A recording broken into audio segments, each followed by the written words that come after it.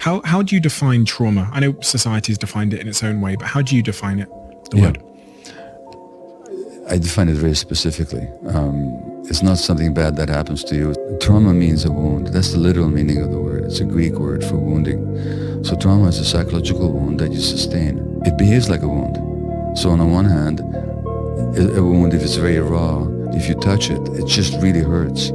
So if I have a wound around not being wanted, then, or the belief that I'm not, then decades later, if anything reminds me of that, it hurts as much as it did when I originally incurred the wound.